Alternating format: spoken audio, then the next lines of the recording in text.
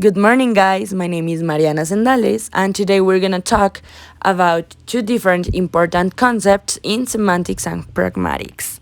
So, we're going to start with Felicity conditions.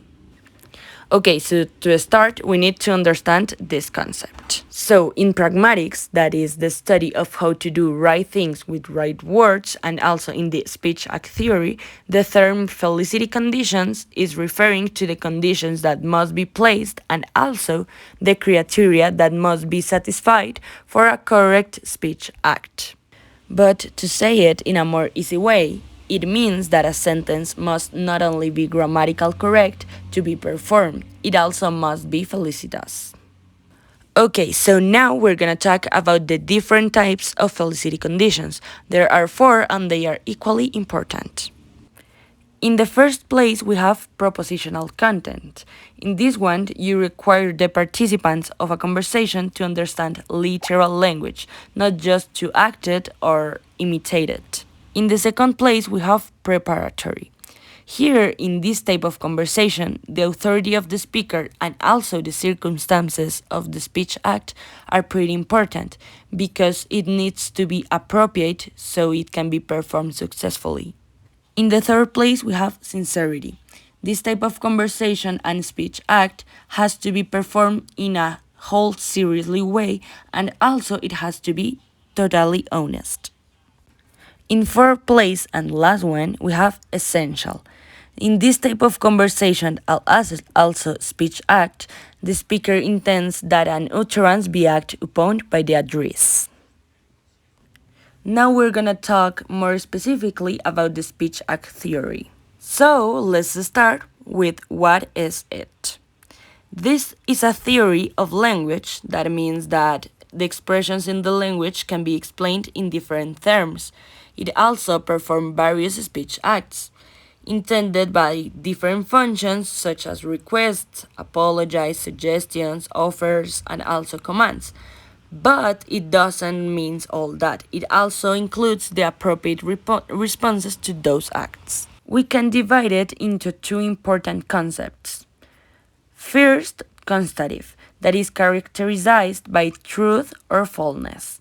In this case, we can use as example different statements, different assumptions, and also different utterance. In the second place, we have performative. In this case, we're talking of the same statements, in the same assumptions, and the same utterance.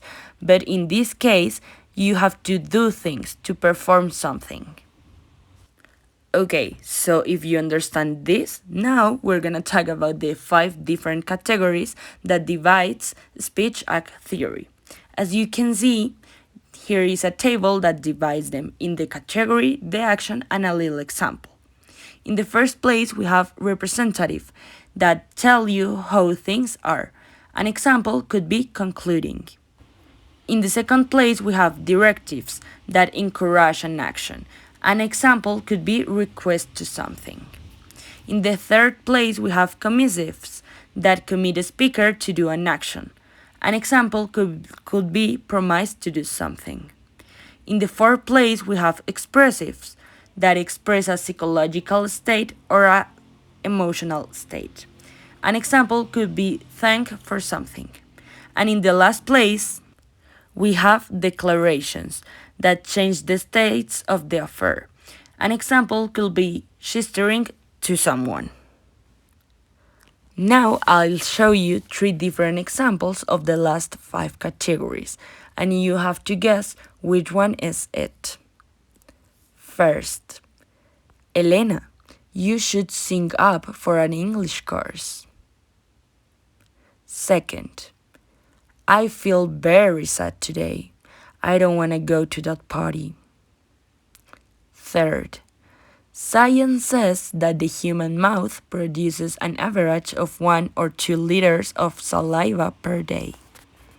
You're gonna have 10 seconds to think about it.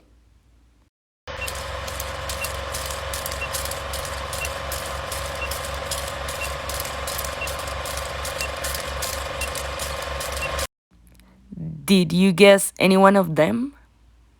Well, now I'll show you the correct answers. Well, the first one Elena, you should sing up for an English course, it's commissive because it is trying to commit a speaker to do an action. The second one, I feel very sad today. I don't want to go to that party. It's expressive because it is expressing some psychological state. And the last one, science says that the human mouth produces an average of 1 or 2 liters of saliva per day. It's representative because it is telling you how things are. It is concluding something. This is all for today, talking about Felicity conditions and speech act theory. Thanks for your attention, and remember, my name is Mariana Sendales. Bye!